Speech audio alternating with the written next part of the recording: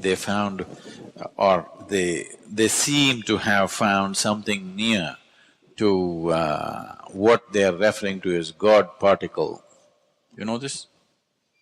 It's called the boson, which has a mass which is of a certain significance. If you try to look at the whole universe, you will not see anything. If you just look at an atom intensely enough, and if the atom yields to you, then you know how the whole universe is made. Now they're no more talking about atom. They were talking about subatomic particles. Now they're not even talking about that.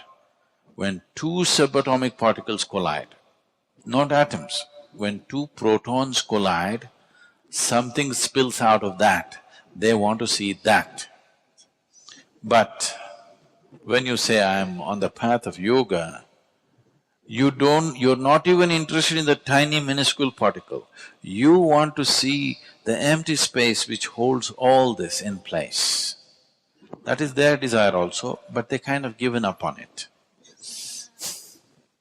That's their desire also, that they want to see what is it that's holding all this together.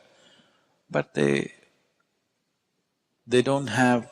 they understand, they're sensible enough to understand, with these two eyes, with these senses, we can't see it. The only way is to go to the nearest point and see it. The nearest point is as far as away as Timbuktu. You understand? Right now, I don't know if you're interested in these things, but you must know these things because it's got a very direct relationship with yogic system. There was a time when scientists believed, they thought, let's say if this is an atom, big enough for you to see? Okay. If this is an atom, proton, neutron, electron are all embedded in it like these dots. They thought it was like that. Then by the time you came to high school, they wrote a different picture.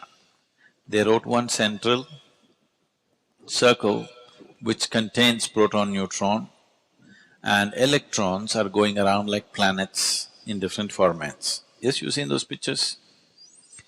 But now they know it's completely wrong. And we have always known it's completely wrong. That's why textbooks never ever interested me, because when I look at it, it looked dumb. Today,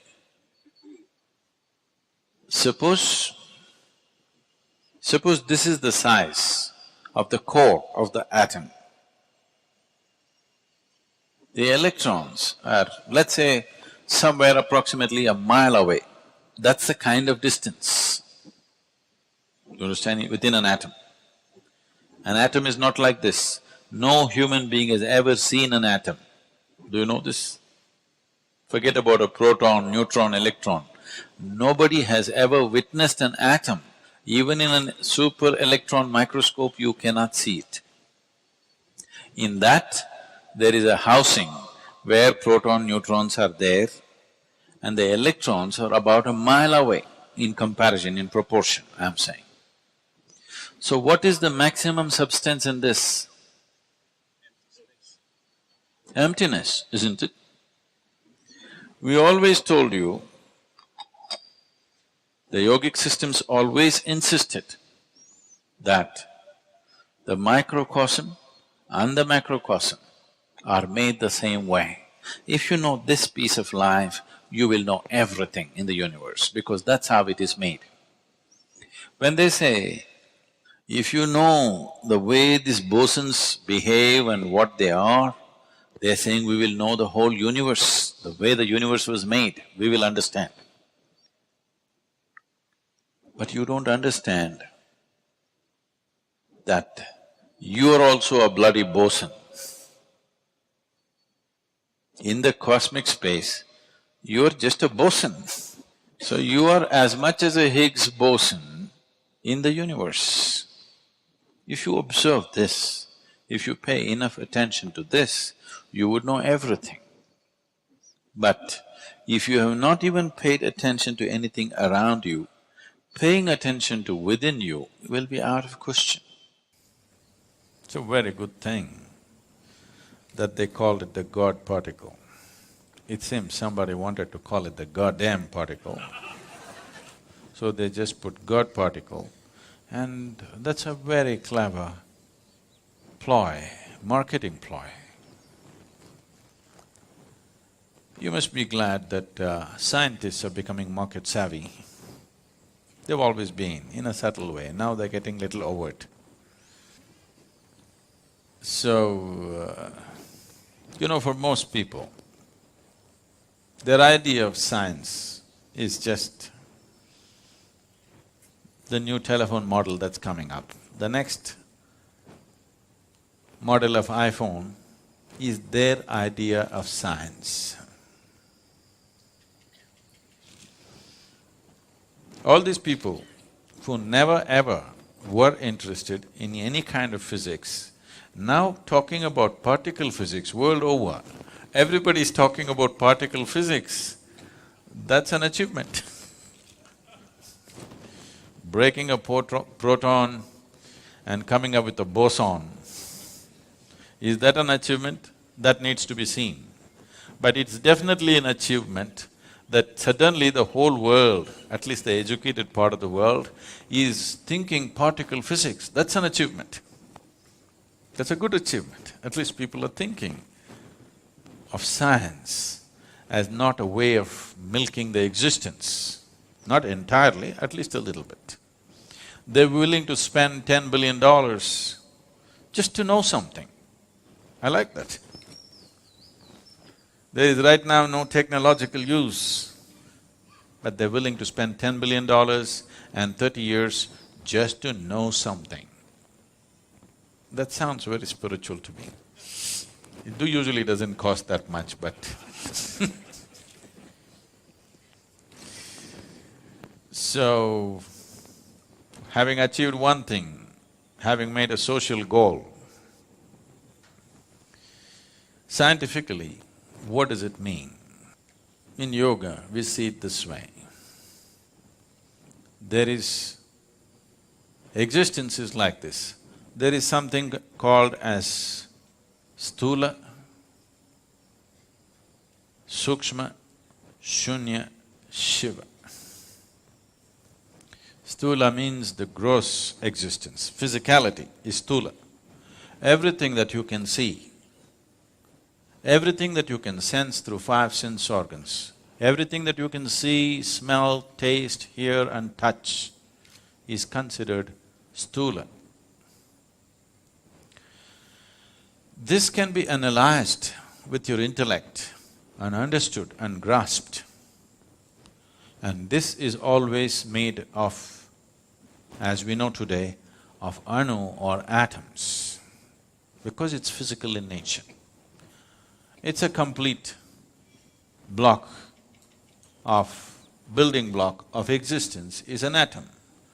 And if it's made of an atom, once enough number of atoms are there, we can touch it, we can smell it, we can taste it, we can see it if it becomes big enough.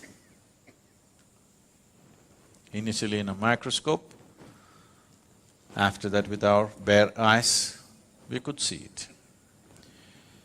But if it goes beyond the perception of the five senses, but still it is physical in nature, we call it sukshma. So when you enter into sukshma, it is still physical, but you're not able to grasp it. Do what you want, you cannot grasp it through five senses, nor can you analyze it through your intellect. That dimension, if you approach it, we call it vishesha jnana or vishesha jnana. That means an extraordinary knowledge. Gyan or jnana means knowledge, vishesha jnana is extraordinary or significant knowledge. So vishesha jnana is referred to as vigyan. The word vigyan is being very loosely used today, but essentially it means this: those dimensions which cannot be perceived through five senses. if you perceive them, that is Vigyan. So today, science is entering those spaces because never ever is anybody going to see a Higgs boson. They're only going to see its footprint. Even now they only saw the footprint, they did not see a Higgs boson. But because they see the footprint, they believe he is there. Somebody's gone by, they left the footprints, we have not seen the man, but we know it's gone by. We go into the forest, we see the pug marks and we say, okay, there is a tiger. We haven't seen the tiger. In fact, in a tropical forest, it's very difficult to see a tiger. But we will see pug marks here and there. Just like that, they saw the footprint. So they're entering Vishesh Gyan. If you go further, it will become shunya, that means absolute emptiness. There, your intellect will be completely useless. Your senses will be completely useless because there is no physicality. Where there is no physicality, your sense organs and intellect will become absolutely redundant. If you go beyond shunya, there is something that we refer to as Shiva. When I say Shiva, don't imagine that calendar man from Shivakashi.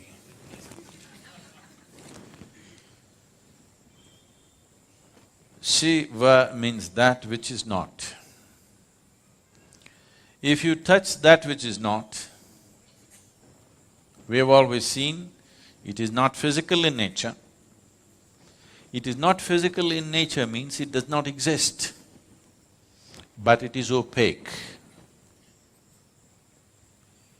How can that be? It is not in the realm of your logical mind. Today, modern science believes the whole existence has to oblige to human logic, which is a very limited way of approaching life. The whole existence will not oblige to human logic. You think you can fit the whole existence into your head. No, your head fits into the existence will not fit into your head. Your logic can analyze the physicality of the existence. Once you cross the physical dimension, your logic is completely out of its realm. So, because this is a dialectical culture, the same science has been expressed in story forms. I cannot go into the whole story, it's a long story. But when I told this story to one of the top scientists in the world, when I was speaking to him and I explained this, see, this is how it is, this is the nature of the existence. This is from the yogic lore, but we are always told not to believe the lore till it becomes a reality in your experience. And this is the reality in my experience. If you go like this is what will happen. So when I spoke to this very top-level scientist, who's a Nobel laureate, and I was telling him that this is what it is, there were a group of… Hello? There was a group of them, and when I explained, this is how it is within me, what do you think? They said, Sadhguru, if you can give a mathematical backbone to what you're talking, this is Nobel Prize stuff. Can you give a mathematical background? I said, I'll never bother about the mathematics. It's true for me and it has transformed everything that I am because it's true for me. Everything that I ever was changed simply because I touched this dimension within me. I don't wish to work equations for that. And anyway, Nobel Prize wouldn't mean anything to me, I would be too embarrassed by such things. So, this story, because I will make it so brief, there could be holes in it. If I make it elaborate enough, there'll be no holes in the story, it's a perfect theory.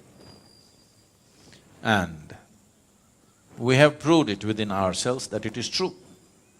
But you want to build a $10 billion instrument under the ground to prove the same thing, it's up to you. This can be experientially proved within yourself if you are willing to go into the depths of what this is. Because this is made exactly the same way the whole universe is made. If you go deep enough into this and you know how this is made, by inference you know how everything in the universe is made. By inference. And even now, science is also only inferring. Today modern science has admitted that it's an ever-expanding universe or an endless universe. Rather, ever-expanding is a yogic term, they are calling it an endless universe. If it's an endless universe, trying to travel across the universe and find out the nature of the universe is untenable, isn't it? Simply out of question. The only way you could know the nature of the universe, nature of the creation and the source of creation is by going inward, because whatever you ate in the morning, whether it's a idli or a dosa or a banana, has been transformed into a human being in the last few hours. Nobody else can do this except the source of creation. So if the source of creation is right here, if you want to know anything about creation, isn't it the best place to consult? If you want to know anything about creation, isn't the source of creation the best place to consult? And if you had to go to heaven for this, you could give it up. If it is right here, why don't you consult? Simply because you're too enamored by your own thought. You think you are going to capture the whole universe with your thoughts. It is a foolish way to approach. The only reason why science has survived is because of technology. It keeps throwing out technologies. If no technologies were coming out of science, they were just talking about all the things that they have been talking, people would have beaten them down for the money that they spent. And it's happened in the past, when there were no technologies and people just spoke science, they were beaten down, isn't it? So, science has its value in terms of utility, but science cannot open up the existence for human experience. It will not, it can never do it because they are going with intellect. Intellect as an instrument works only to dissect. The only way intellect can approach anything is to break it up and see. If you ask a scientist to find out something about this flower, first thing is he will break it up into pieces. I think I should ask a scientist to make me understand one of you. He will talk about dissecting you then. If you break this up, you may know many parts of this. You may know the structure of it, you may know the chemistry of it, but you will not know the beauty of it. You will not know the completeness of it, because the flower is an expression of a plant finding its fulfillment. It is the highest thing for the plant. For its life, this is the highest happening. It's the flowering of that life. You will not know that. You will not see the hand of the Creator in this if you break it up. But as a whole, if you are willing to pay attention, absolute attention, if in your approach you make this flower more important than yourself and keep your focus on it, you will see the whole universe in this. If you break it up, you will have petals, you will have other parts of the flower, and you will come to vulgar conclusions, and then you will learn how to make use of it. So right now, unfortunately, our approach, what we call as science, has become like this: how to use everything in the universe for our benefit. If you see a tree, in America they call it wood.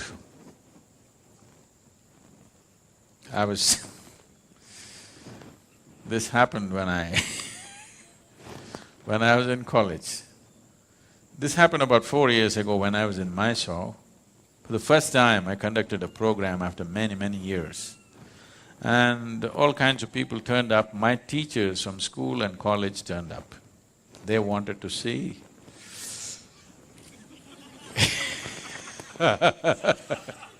what has happened to me. So after I spoke there and we had 2-day event, and then my English teacher came and hugged me and she said, "Now I know why you wouldn't let me teach Robert Frost." I said, "Why, ma'am, why would I not let you teach Robert Frost? I like Frost." She said, "No, do you remember, you wouldn't let me teach Frost." Then I remembered.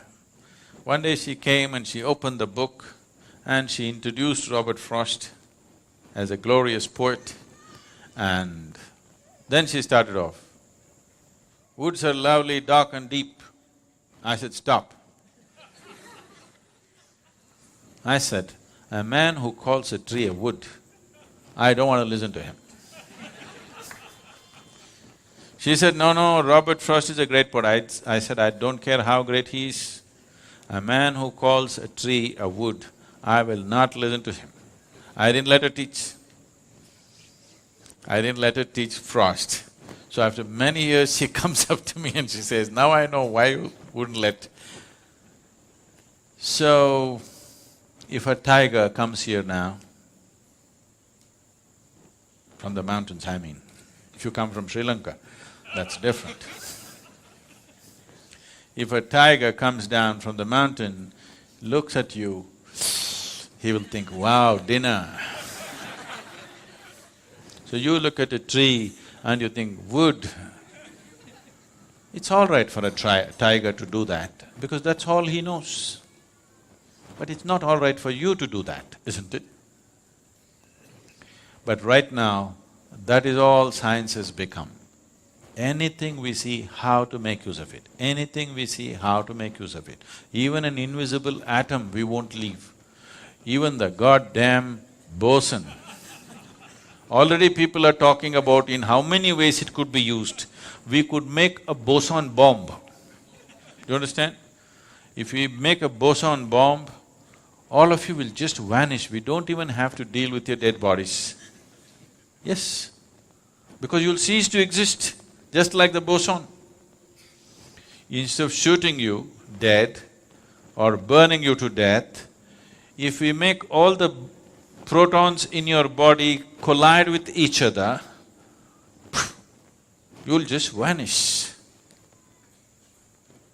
You want the technology? But they will tell you, no, there could be medical uses to it.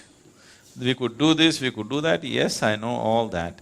But just the idea, it doesn't matter what, you cannot look at anything without thinking, in what way can I make use of it, is a very crass way to exist.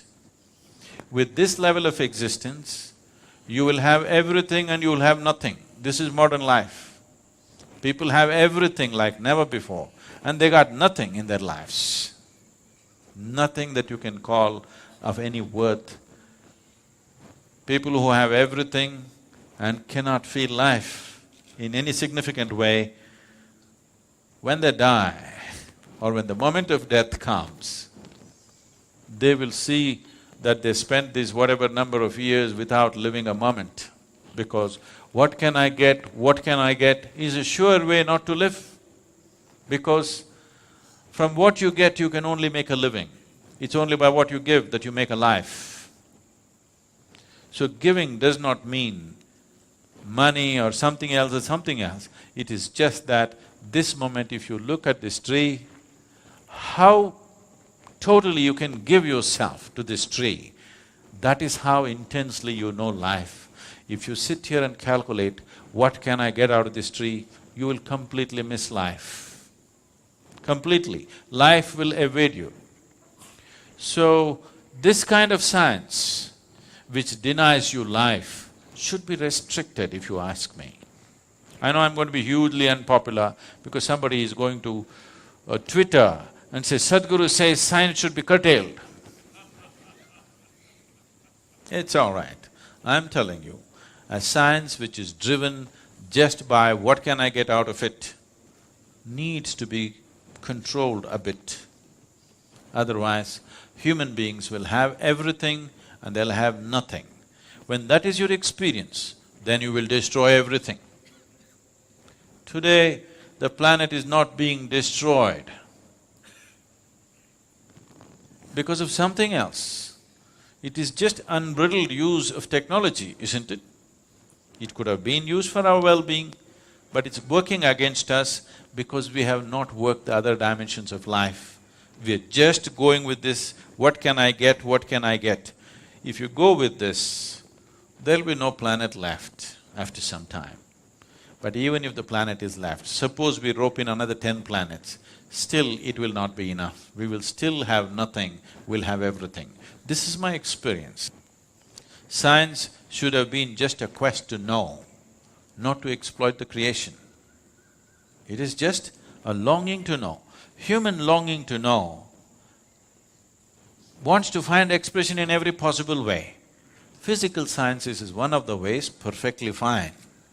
But once it starts serving the masters who sponsor it, then if businesses sponsor it, they're looking for profit from it.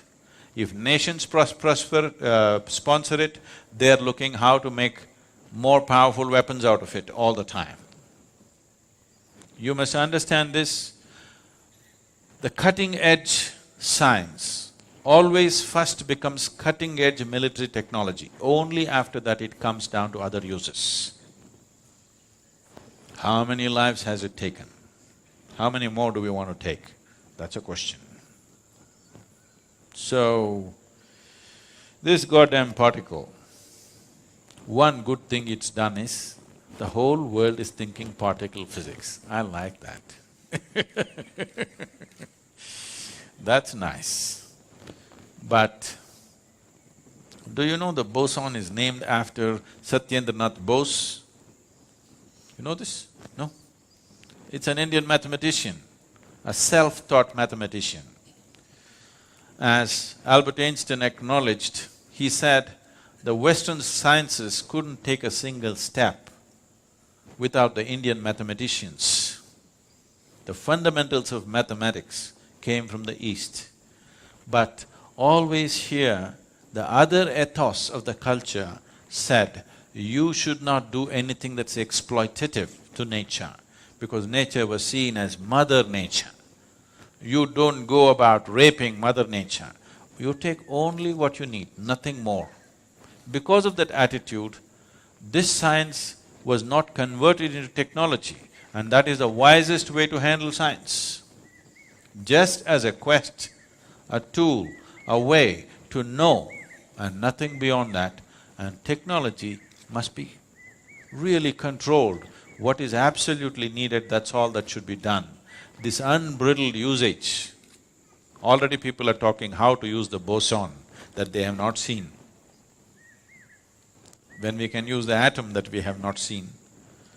So it doesn't matter what you see, you're thinking of how to use it.